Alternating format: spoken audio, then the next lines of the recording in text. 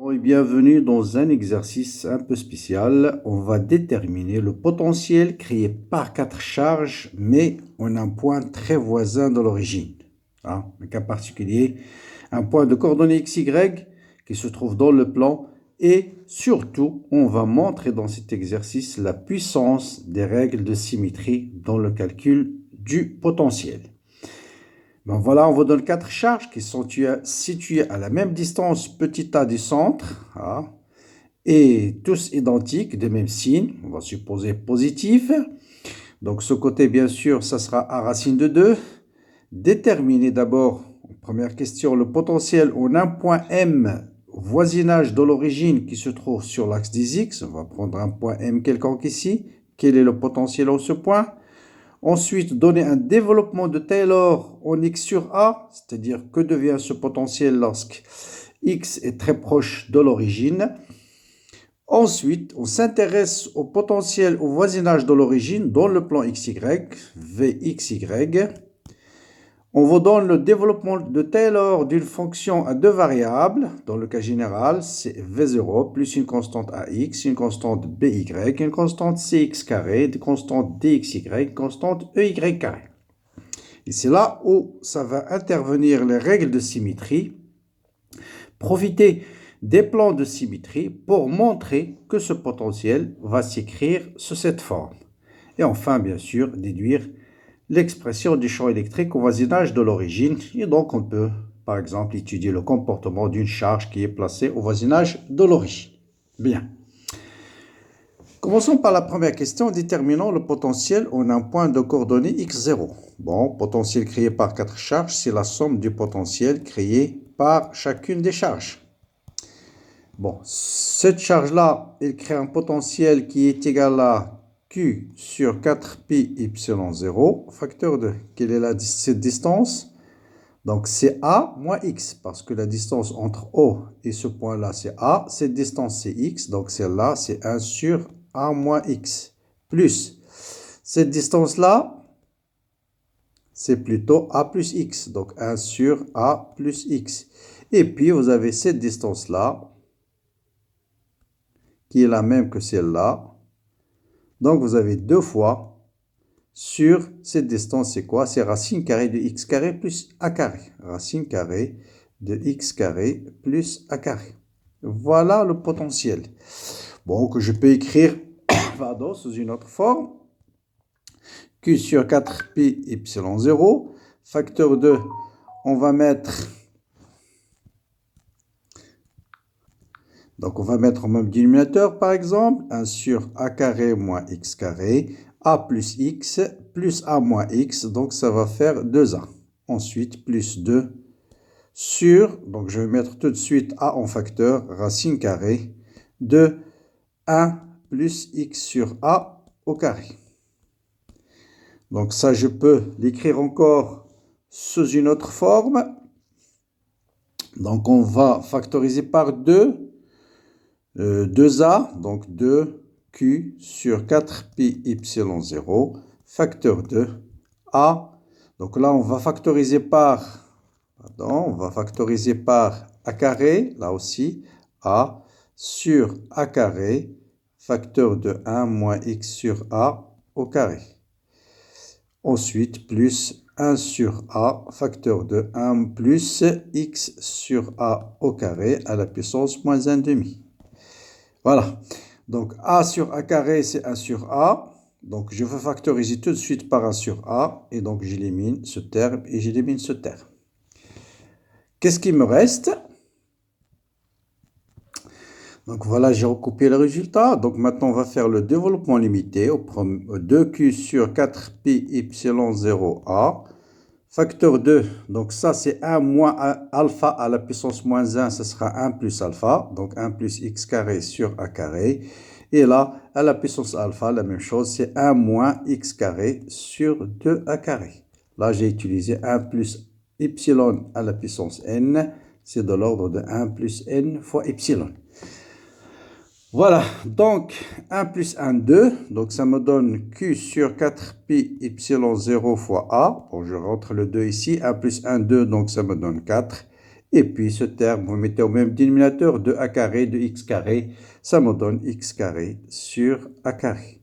Voilà le potentiel au point 0, au point x0. Donc voilà.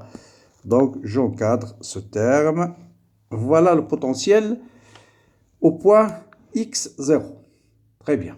Donc vous voyez bien que c'est une fonction paire en x, comme on va le justifier tout à l'heure par règle de symétrie. Question suivante.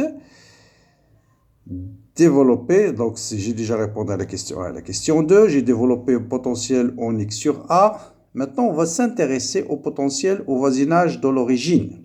Et on vous dit le potentiel s'écrit sous cette forme suivante. Donc au voisinage de l'origine. Bien. Donc voilà le développement limité de Taylor au voisinage de xy. Maintenant, on va utiliser les règles de symétrie, les fameuses règles de symétrie. Donc vous voyez bien que le plan OZ au x, OZ qui est perpendiculaire au plan de l'écran et x, c'est un plan de symétrie. Un plan de symétrie. Pourquoi c'est un plan de symétrie? Parce que l'image de cette charge, c'est elle-même. L'image de cette charge, c'est elle-même. L'image de cette charge Q, c'est une charge de même valeur et de même signe. Donc, c'est bien un plan de symétrie. Donc, si je prends deux points symétriques par rapport à ce plan, ce point M, voilà son symétrique. Donc, le potentiel en ce point doit être égal au potentiel en ce point. Or, ce point M au point N, les deux points sont symétriques. Donc, le potentiel au point M doit être égal au potentiel au point N. Ça veut dire le potentiel au point XY doit être égal au potentiel au point X moins Y. Donc, je remplace dans l'expression 1, j'écris V du XY égale à V du X moins Y. Vous voyez bien que je vais avoir B égale à D égale à 0. Parce que les V0, les AX, les CX carré et les Y carré vont être annulés. Donc, je vais trouver B, Y est égal à B moins BY plus DXY doit être égal à moins BY moins DXY, ce qui implique que 2 fois BY plus 2 fois D XY égale à 0. Donc ça c'est valable quel que soit Y et quel que soit X, donc ce qui implique B égale D égale à 0. Ceci ne peut être possible que c'est B égale D égale à 0. La même chose, vous avez aussi un autre plan de symétrie sur le plan OZ, OY égale plan de symétrie. Plan de symétrie. Ce plan-là est un plan de symétrie. Donc, je prends deux points symétriques ce point. Voilà son symétrique. Le potentiel en ce point doit être égal au potentiel en ce point. Ça veut dire que je dois avoir le potentiel au point XY doit être égal au potentiel au point moins XY. Ça veut dire le potentiel et les paires en X. Ça doit appliquer automatiquement à égale, bon, D, on a déjà montré égal à 0, donc ça doit impliquer obligatoirement A égale à 0. Bien, donc j'ai montré A, B, D égale à 0, ça suffit, mais on peut, bien sûr, puisque OXY égale à 0, là aussi le potentiel en ce point est égal au potentiel en ce point, et vous voyez, ces 4 points, ils sont en même potentiel. Mais on a déjà montré que A égale à 0, que B égale D égale à 0, et voilà, ça suffit, ces règles de symétrie. Très bien. Donc, que devient le potentiel? Donc, le potentiel devient V au point O plus CX carré plus EY carré. Bon, il me reste encore deux constantes. Bien sûr, V au point O, c'est le potentiel créé par les 4 charges au point O. Ça sera 4Q. Ça, c'est facile. C'est 4 fois Q sur 4pi y0 fois petit a. Chaque charge va créer Q sur 4pi y0a. Donc, il me reste ces fameuses constantes C et D. C et E. Toujours symétrie. Et là, quel plan de symétrie je vais utiliser? Eh bien là, je vais utiliser la médiatrice. Ce plan-là. Ce plan-là. C'est aussi un plan de symétrie. Un plan de symétrie. Et donc, si je prends un point M ici, hein, un point M, bon, allez, je prends un point plus loin, un point M, sens symétrique, c'est celui-là. Donc, le potentiel en ce point doit être égal au potentiel en ce point. Or, les coordonnées de ce point, si c'est les coordonnées de ce point sont YX, les coordonnées de cet autre point, ce sera YXY. D'accord? Si vous prenez deux points symétriques par rapport à la première bisectrice, donc ça c'est la première bisectrice, vous prenez un point ici, son symétrique, c'est celui-là. Donc, si ce coordonnée ici, c'est X, Y, les coordonnées de ce point, vous voyez bien que le rôle de X va être joué par Y et les coordonnées de Y vont être jouées par X. Ça veut dire que je dois avoir obligatoirement V de XY est égal à V de YX. V de YX. V de YX. Voilà. Je dois avoir le potentiel au point XY. Et vous voyez bien, X, c'est cette distance. Donc, cette distance devient Y. Et donc, V de XY doit être égal à V de YX. Et donc, je dois avoir obligatoirement CX carré plus EY carré doit être égal à CY carré plus EX carré. Et donc, obligatoirement, C est égal à E. Et donc, en définitive, V de XY, ce sera 4Q sur 4pi y0a plus C facteur de x carré plus y carré. Presque fini. Il me reste à déterminer la constante C. Eh bien, pour déterminer C, je reviens à la réponse de la première question. À ce résultat-là. Ce résultat-là va nous permettre de déterminer notre constante C. Pour comment? Bon, on sait que V de x0 est égal à ça et que V de xy, c'est 4q sur 4pi y0a plus combien? Plus c, facteur de x carré plus y carré.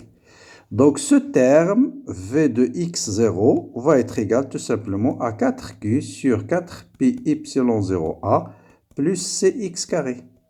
Et donc, par analogie avec ça, je vais déduire tout ça tout de suite, tout simplement, que C va être égal à quoi? Est égal à Q sur 4pi y0 a au cube. Et donc, je retrouve en définitive le potentiel.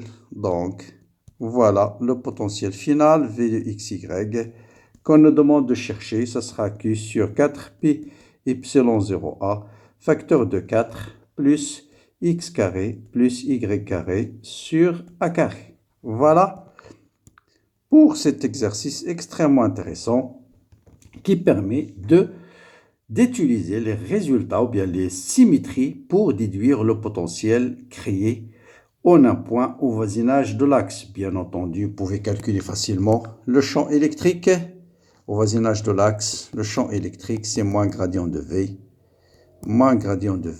qui est égal à moins d de V sur d de x suivant I, moins d de V sur d de y suivant J. Bon, on peut déterminer la force. Si je mets une particule ici quelque part, elle va être soumise à la force moins Q fois E. On peut développer plus ce sujet. Mais l'objectif de cet exercice, c'est d'utiliser les plans de symétrie. Pourquoi? Parce que par rapport à un plan de symétrie, la fonction scalaire garde la même valeur. Voilà pour ce sujet. Comme d'habitude, n'hésitez pas bien sûr à le partager avec vos amis. Bon courage, bonne continuation et à très bientôt.